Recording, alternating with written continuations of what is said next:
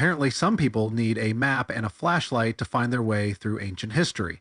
You in the comments, you know who I'm talking about. So as the benevolent overlord of this corner of the internet, I'm here to help.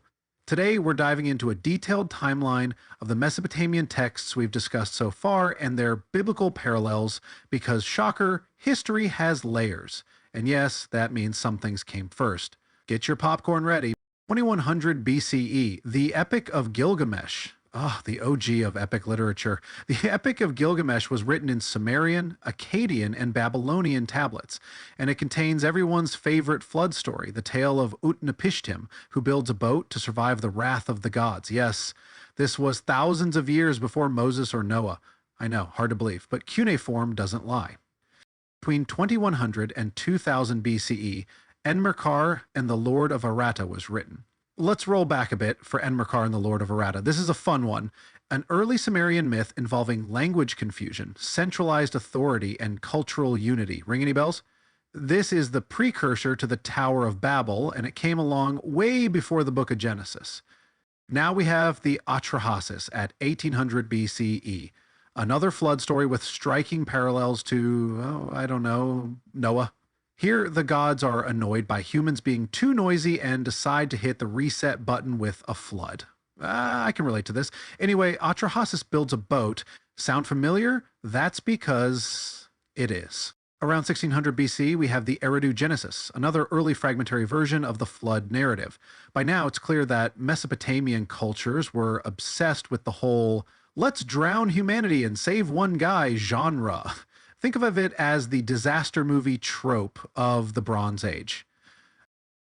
At 1600 BCE, we also find A Man and His God, an emotional and poetic piece that dives into the personal relationship between a man and his deity. Sound familiar? It should, because the Book of Job definitely read the vibes and borrowed liberally. Just an FYI, this predates Job by nearly 1,000 years, but sure, keep telling me Job was first. Somewhere between 1400 and 1200 BCE, we have Moses and the flood story. The biblical account of the flood, aka Noah's story, starts circulating orally among the Hebrews during this time. Written versions come much later, but let's just say the Mesopotamians were not copying the Hebrews, contrary to some of your theories in the comments.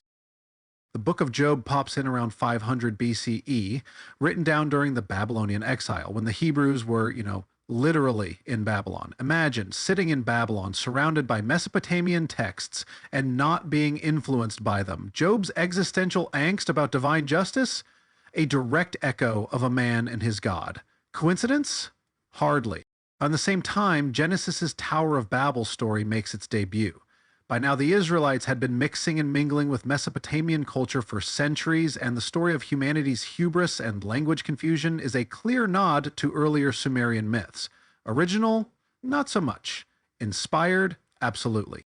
So there you have it, a handy timeline for all you ancient history scholars in the comments section. I hope this clears things up. To summarize, Mesopotamia did it first, over and over. If you're still convinced Noah was the blueprint for Utnapishtim, well, the gods may not flood humanity again, but I might flood the comment section with facts. Stay snarky, stay cynical, and stop using the Bible as your history textbook. And hey, while you're here, like, comment, and subscribe for more history lessons with a healthy dose of sarcasm. Otherwise, I might have to build my own ark to sail away from all the bad takes.